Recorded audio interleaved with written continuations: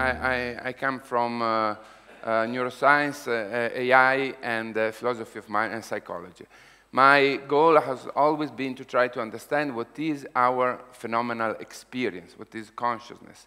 And I try to provide a solution or an explanation or an answer to what is consciousness in a purely physical framework. So we all have an experience of ourselves. We all have an experience of our experience. We know what it means to be conscious.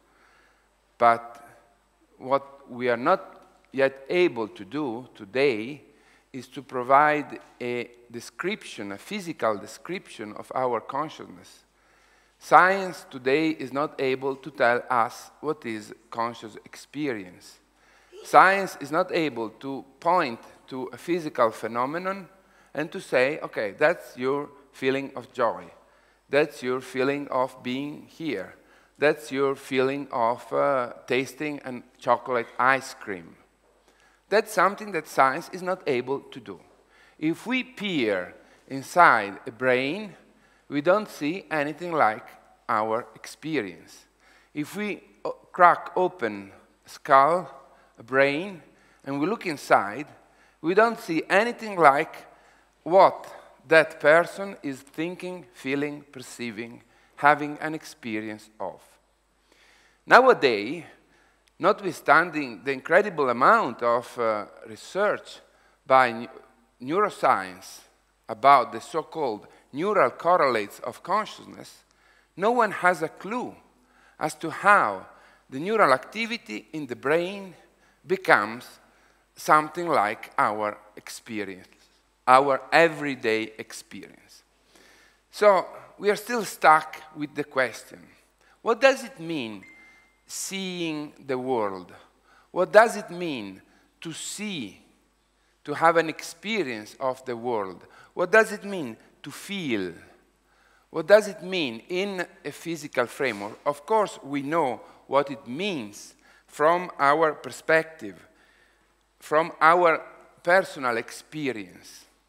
But what we are not able to do today is to bridge the gap between science, between the nature, between the description of the physical world as it is provided in handbooks of physics and our first-person experience. So, is it possible to find our consciousness in the physical world? I think it is possible. And I will provide here a very brief outline of this view I'm working at, which is called the spread mind. It is a view that is based basically on three very simple notions that I will outline in this brief talk of mine. So, but let me start, let me provide you just in a couple of minutes an explanation as to why today it is so difficult for science to address this problem. It is so difficult that, as all of you know, this problem has been called the hard problem. It is called the hard problem because it seems that according to science, according to neuroscience, everything we know about the brain doesn't suggest anything like our experience. So in other words, according to science, our brains may work just like our liver. It might do what it does without producing any experience. It might just make us move, it may just go around, talk, but there's no need, according to science, for us to be aware of the world. So, does Vincent see? Of course. But do a camera see? This is just to make you an idea. I mean, a camera, a cell phone has a camera, has a visual processor, is able to recognize my face. When I show my face in front of my phone is able to tell whether it is me or someone else. But does the phone see? No, of course not. If you are alone at home and you put your phone there watching at you, you don't feel watched by the phone because the phone doesn't see you. So this is just to focus the difference between seeing and just processing information. This is very good at processing information. It is probably able to store a lot more visual details than I do. If I go around here and take picture of you, the information in this cell phone will collect all of your faces. My brain is not able to do that. If we meet afterward, I will probably be unable to tell, oh yes, you were sitting right there in the corner of the hall, but my phone will be able. So you see that there's a big difference between information and experience, and visual experience. Sorry, here there's a typo, but does the eye see? No, of course not. The eye doesn't see. The eye is a condition for seeing, but the eye in itself doesn't see. So who does the seeing? And what is being able to see something? So I think we are biased. There's a problem here, a problem that I call the spell of neuroscience or the spell of computer science. We are under a spell. So we have a wrong notion in our mind because of our scientific background that prevents us from getting a solution to the problem of what is our conscious experience. And I think that the problem here is to think that we are something like information going inside our brain. That is basically something that may be deeply mistaken for several reasons. First of all, information does not exist. You may say, what does it mean that information doesn't exist? Well, information, I see things, I see objects, I see physical phenomena. But is there anything like information over and above physical phenomena? Probably not. Information is something very similar to the notion of the soul in the Middle Age. Something we cannot see. Have you ever seen information? Have you ever seen a bit? Have you ever? No, you have seen pictures. You have seen things that are produced by other things. And to explain what it happens, you use the notion of information. But have you ever seen, for example, on the cover of Time, finally we got a picture of a bit? No. We're trying to get a picture of the Higgs boson, of dark matter, of a black hole even, of a neuron. But have you ever seen a picture of a bit of information as such? Not as something that is produced like a picture, a piece of music or whatever. No. So it might be that information is just like, it is just something like, for example, meridians. You know, those imaginary lines that we use in order to divide the world. But it wouldn't make any sense to go around in the world with the plane. We are looking for a meridian. Let's try to take a picture of a meridian. There's nothing there. It is just a concept, a useful concept. So science is filled with this concept. And because we keep using them, I go to the store, I buy a phone, and they ask me more money if it contains more information. Then I pay for it. Then I believe that there is something like information because I'm paying for it, so there has to be something. But have we ever seen information? So my point is that information is a way to describe the structure of the physical world, but it is not a part of the physical world. So this notion that we are just a piece of information inside the brain has been spread everywhere by movies, by science fiction series, and it went hand in hand with another kind of dogma that science keeps telling us, that we don't see the world as it is. And who sees the world as it is? Science. Science today is the new big revelation. It's the new, in a way, it's the new religion.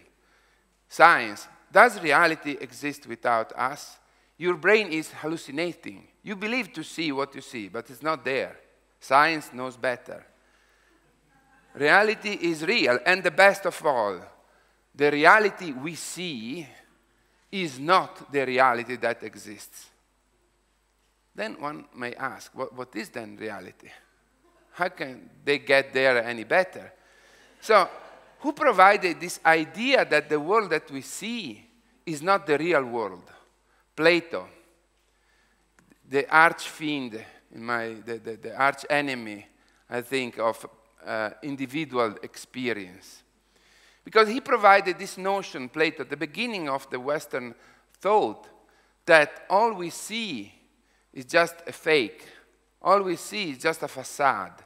That senses are not to be trusted. And that the world is not real. There is a world that is much more real than the world that we see. And of course, who tells us what is this world like? Plato. Philosophers. They know better.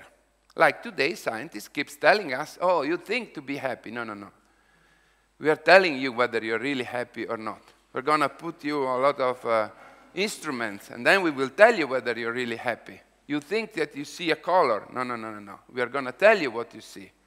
So actually, there's a fight here between a kind of aristocratic notion of truth in which only a small circle of people, the philosophers at Plato's time, the scientists today, the church in the Middle Age, are telling us what reality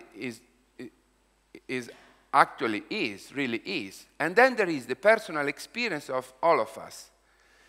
And we all have a direct contact with reality. And I think that this is a more democratic notion of truth, of reality. But in order to defend our own experience of the world, we need to provide a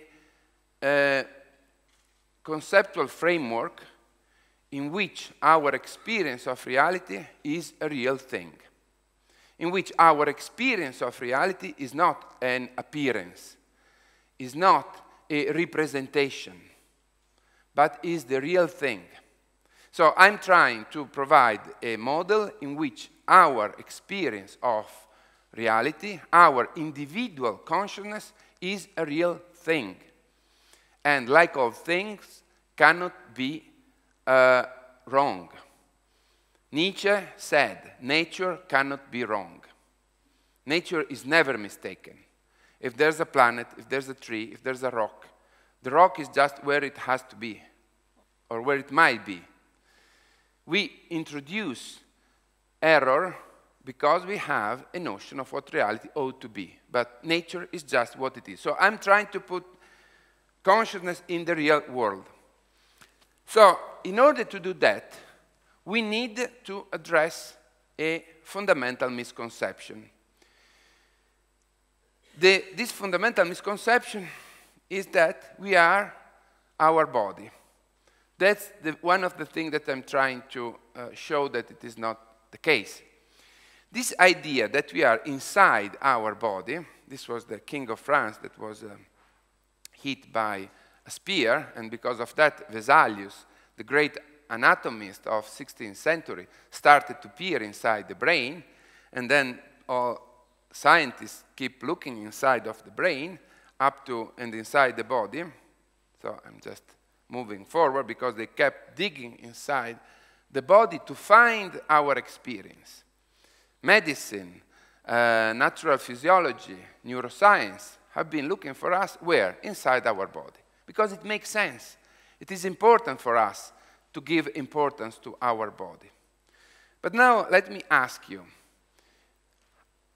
has anyone ever found anything like us inside the brain? No.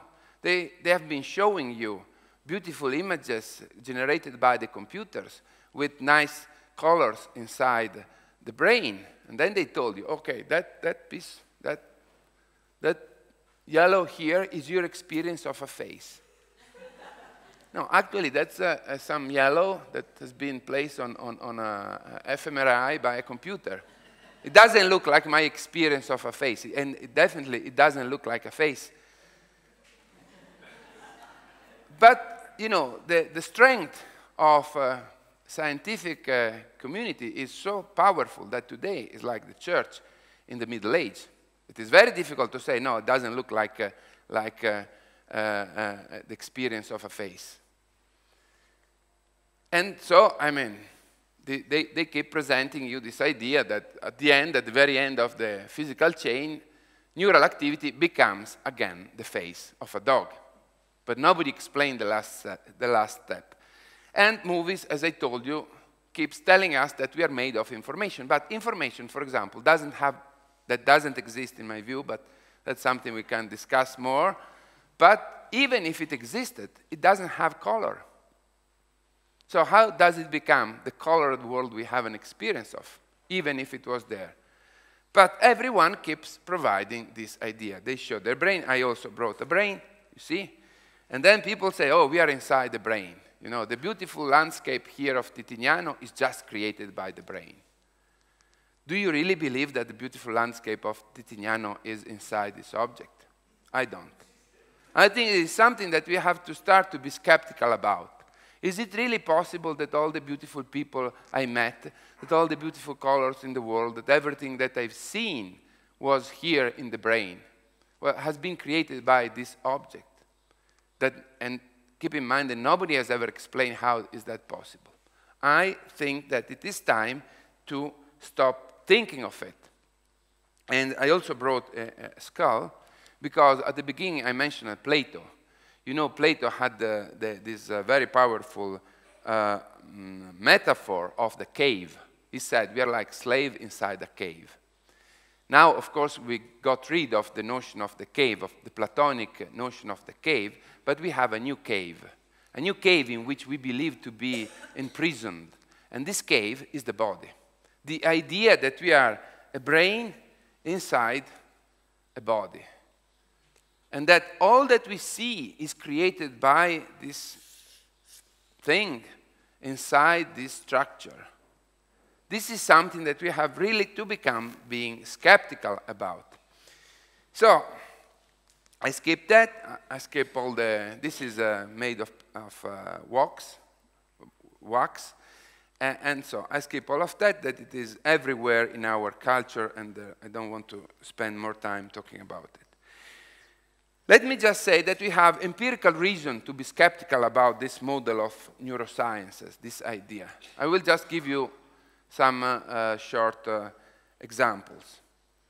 As far as we know, a brain is not able to produce, either by a hallucination or dreams or just mental imagination, any new elementary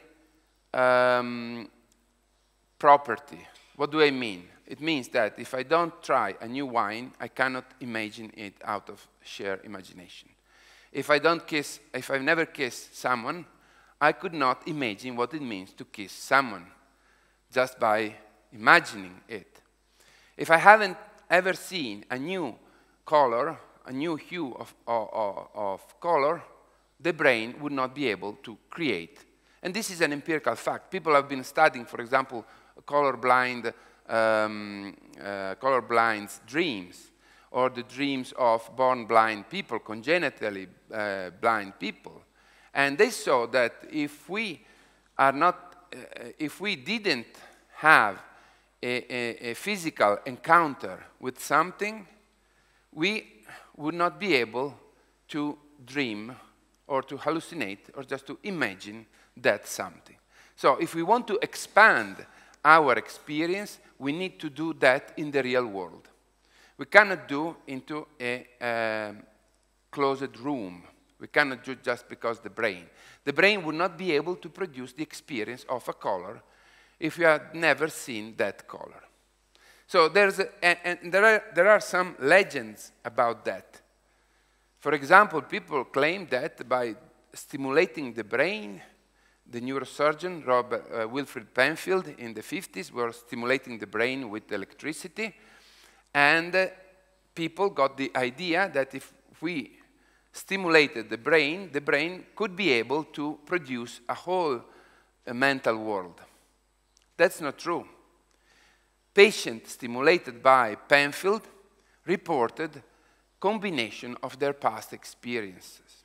So they remembered, I see my mother, when you stimulate my brain, I see my mother, I see my children yelling at me, I see my high school, I see the ballroom where I kissed my first girlfriend, and so forth. But they never reported, oh, I see a completely new color, a brand new color. Oh, I see a brand new experience. Nobody ever got a brand new experience just by direct stimulation of the brain. So it seems that the brain is not enough. And there's a lot of empirical evidence. If the brain is not enough, we have to get rid of this notion of the brain at the center of our experience, of our personal experience. And we have to start with a blank slate.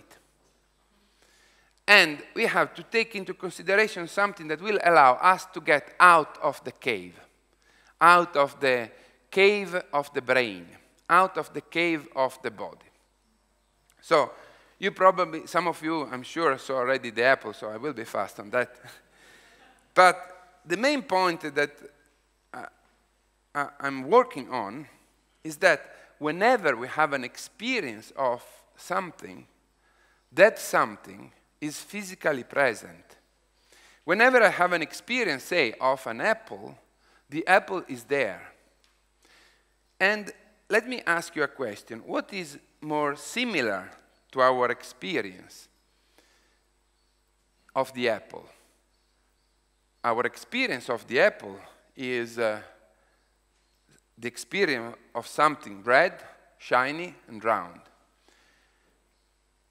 What is more similar to that? The apple itself or the brain? And why, if I have the apple, should I give the brain the burden of creating a mental apple? I have already an apple. It's there. It is just like the apple I'm having an experience of. So why do I have to look to open this brain and to look whether inside the brain there is a smaller apple? I already have one. There's one reason why people keep doing that. Because everyone, I think all of you, starts from the assumption that we are either inside our body, or where is our body, or somehow created inside our body. This is a very strong idea. But the point that I'm trying to make, so this is what I just said, the point I'm trying to make is that we have no reason to be so chauvinist, to be so body-centered. Because I'm not saying that the body has no role in creating what we are. I'm saying something different. I'm claiming that the body is the condition for the existence of the world that is identical to us. So what I'm trying to say is that my body is the condition for the existence of the apple I hold in my hand. But because my body is the condition for the existence of that object, it cannot be the object itself.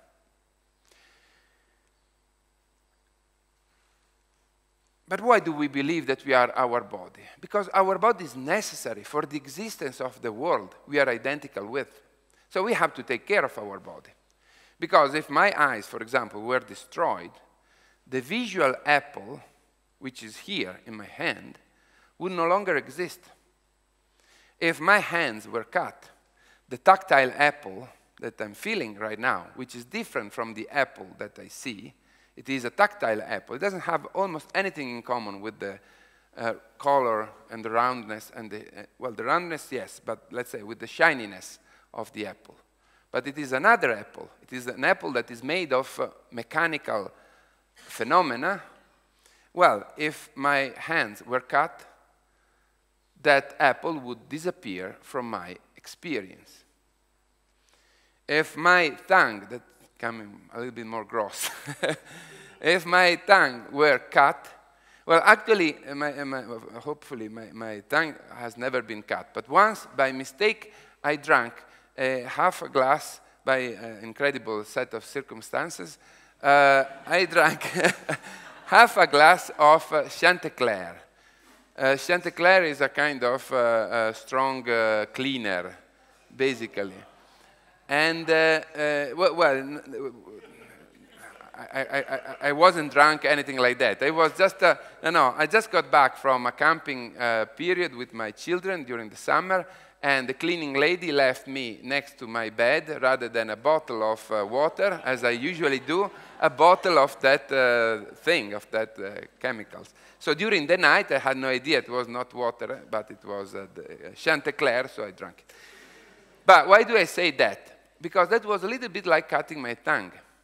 Because that substance was so powerful that for a week, everything stopped to have any taste.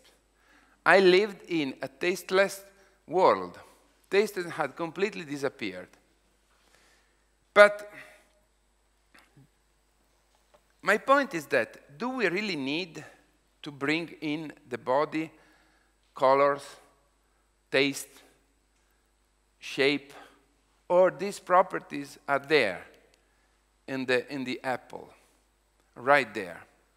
Now, in the past, we have always made an effort to bring the world inside the brain.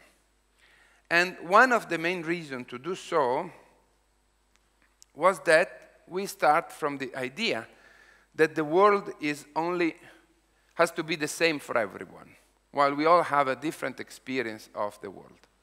So you see this apple very small because you are far away from the apple. I see it very big because I'm very close to the apple. I see it with a bright red. Maybe some of you is colorblind, so you don't see the bright red. And I feel it has a shape with my hand. You cannot grab it because you're just there. So it seems that the same thing can be different for every one of us. So it seems that the world is different for each individual. In order to explain this fact, people have introduced the notion of a mental world. So, since the apple appears different to each of you, there has to be a different mental apple. That was the basic idea. And this mental apple, of course, cannot be seen, so all of you have a mental apple in your head, and they're all different. A subjective apple. The subjective apple is an apple that is relative to the subject. And the subject is outside of the physical world. That's the orthodox view. That works well. That provides a good explanation. The problem is that then we have to explain what is the subject. And we have just placed the subject outside of the physical world. So that's not a real explanation.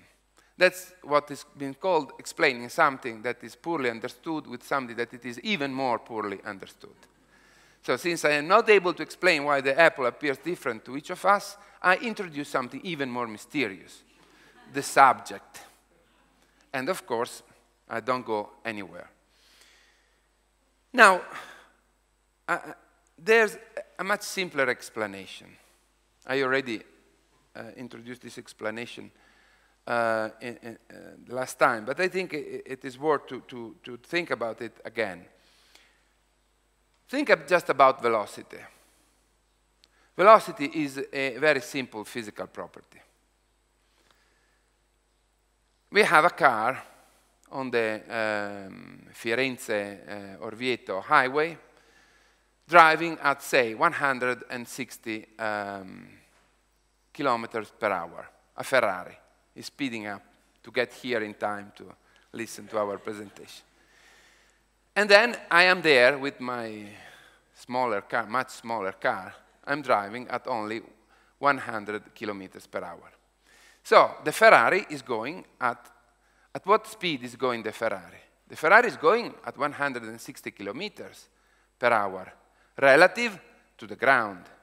But relative to my car, 60, only 60. And relative to a truck that is going at say, 90 kilometers, 70. Relative to another car that is going at 130, the limit, the official limit on the highway, that would be 30 kilometers per hour. So the Ferrari will have several relative velocities. And none of them is any better than the rest. They're all relative velocity. Relative to what?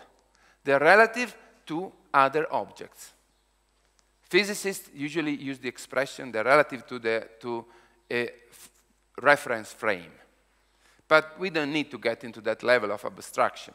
They're just relative to another car, to my car, to a truck, to a street, to the ground. Is there a true velocity? Is there a real velocity? No.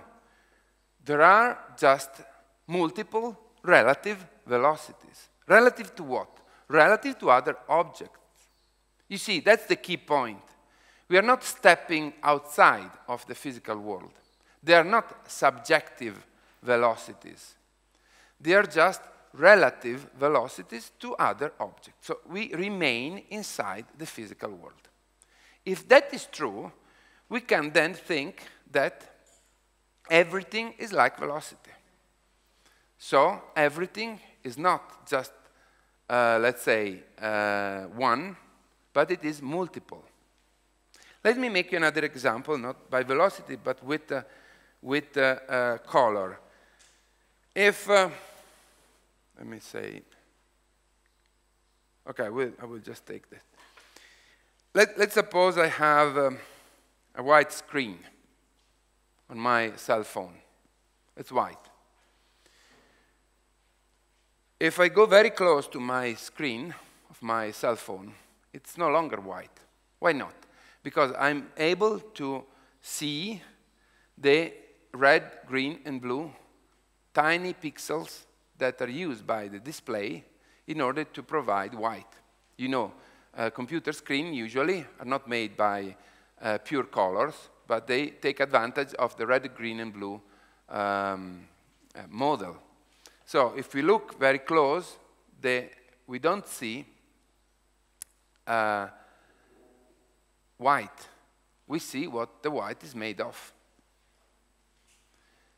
Now, is this thing white, or is this thing made of a grid of red, green, and blue dots?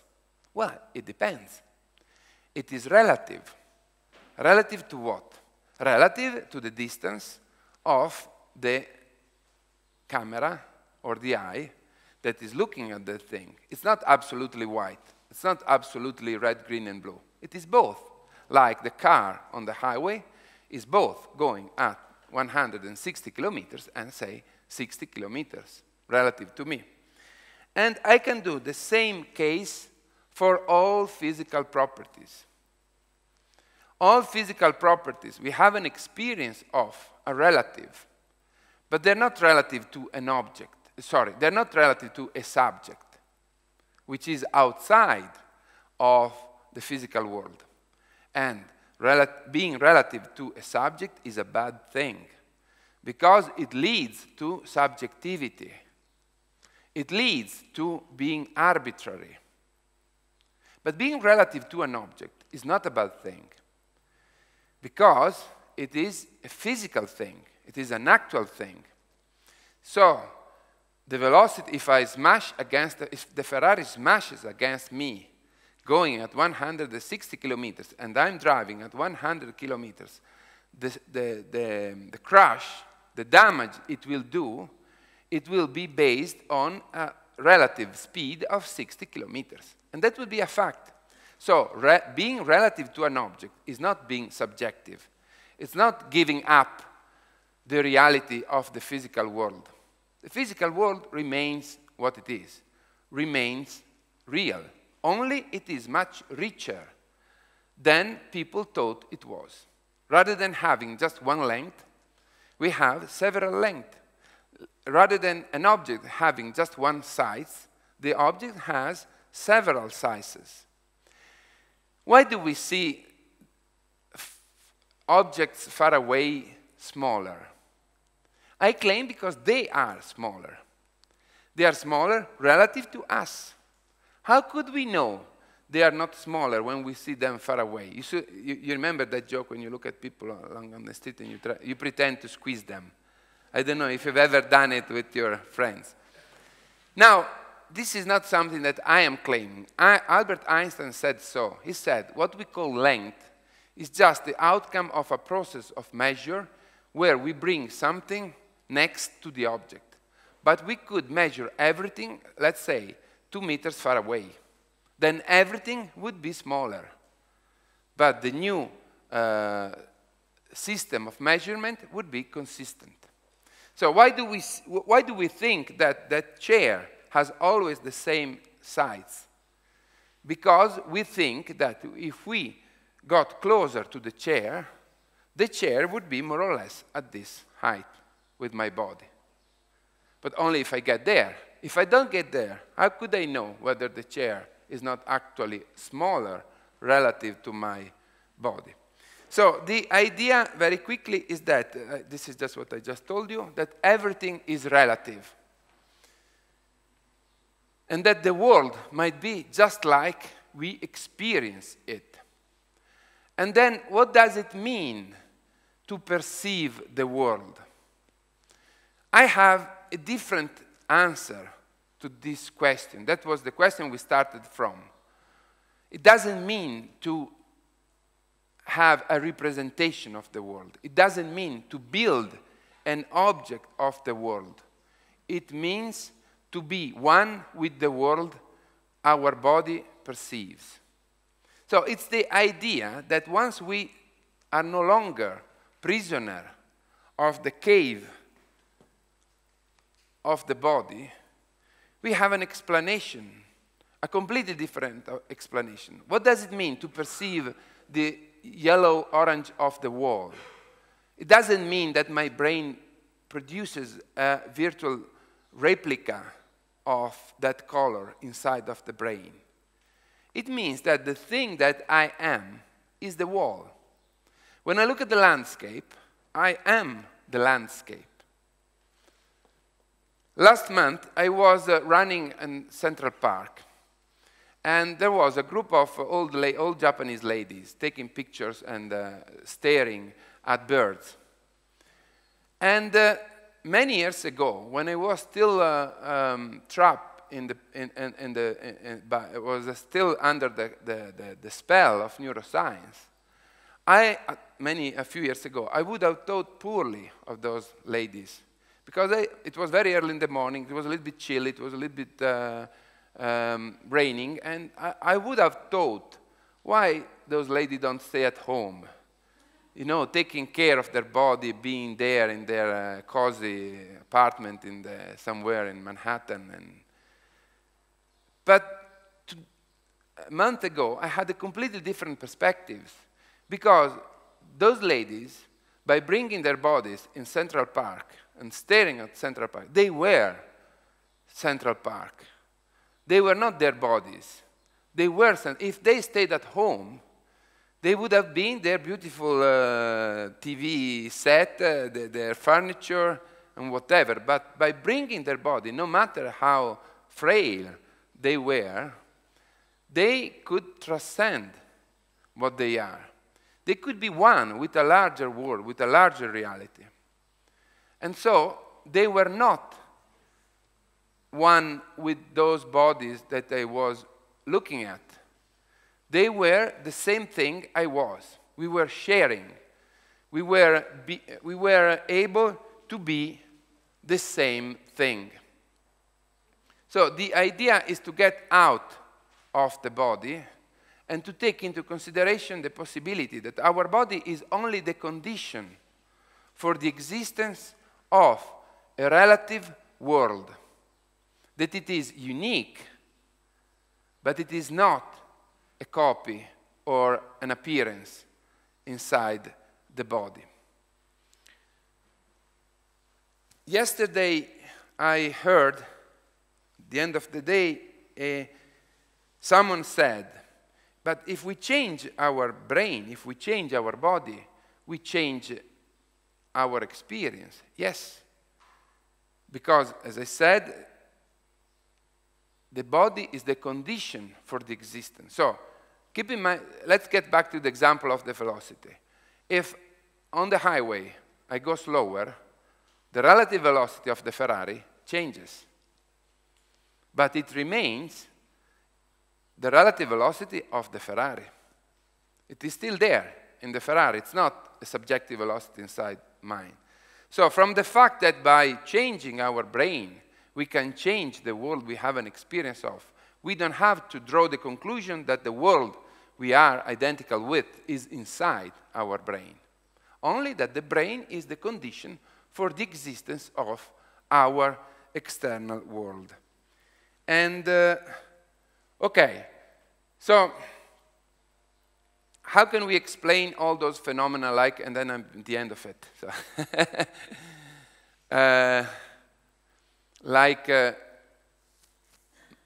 in which how can we explain all those phenomena in which there seems to be no external object?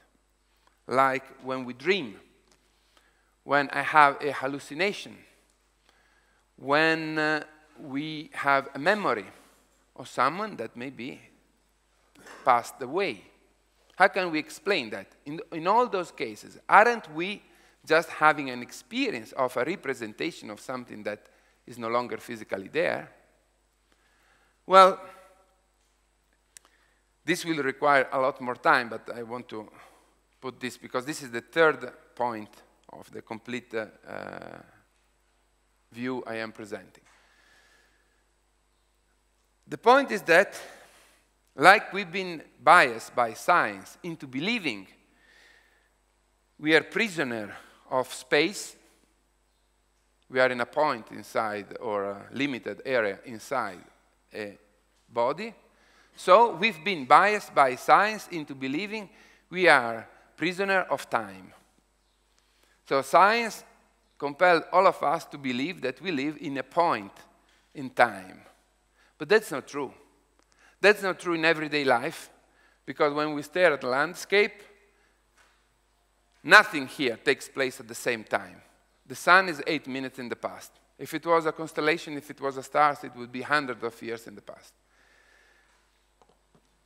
And because of the different times that our brain takes to process different pieces of information, this frame is temporally extended for a period that goes from 300 milliseconds up to 8 minutes with the sun. If we took the sun out of the picture, it would still be a time span going from 300 milliseconds up to a couple of seconds. So and the same it happens. You have an experience of that all the time. When you listen to a piece of music, when you have an experience of the world, you're not prisoner of time. Our time is able to stretch, to spread, or to squeeze. When we have a memory of someone, we are still there. That someone is still present to us. So, to cut a very long story short, the point is that as we are no longer we have no reason to think to be prisoner of space, we have no reason to think to be prisoner of time. If you are not prisoner of time, it means that all we've been explaining, like memory, dreams, and hallucination in terms of mental representation, may be explained in terms of actual perception. So when I have a memory of my childhood, it is as though I'm still perceiving my childhood. When I have a memory of my grandmother, I'm still perceiving my grandmother. Why not? Why on the earth should we rule out that possibility? My grandmother is still producing effects here. That's a physical fact. The very fact that I'm talking about her, it's a proof, physical proof, that she is still producing effects. Why do we think that it's not my grandmother, but something else that it has been activated in my brain, that it is doing all the causal work? That is just a piece of a chain, but a chain that it is much longer. So, and I'm really at the end of it. We have to put an effort into breaking the spell of neuroscience, a spell that has lasted for much longer and much before neuroscience has been conceived. That a spell that has been at the root of Western thought, that started with Plato. A spell that was based on two misconceptions. The first, that we are prisoner of a cave in space and time. The second, that only a limited group of people are able to reveal us what is the true nature of reality. We all have a direct contact with nature, with reality, because we are reality. When I have an experience of the world, I am the world. And there's no better source of knowledge about what is the world. That's the relative world that my body brings into existence. And that's the basic idea behind the spread mind that I'm trying to develop. Thank you very much.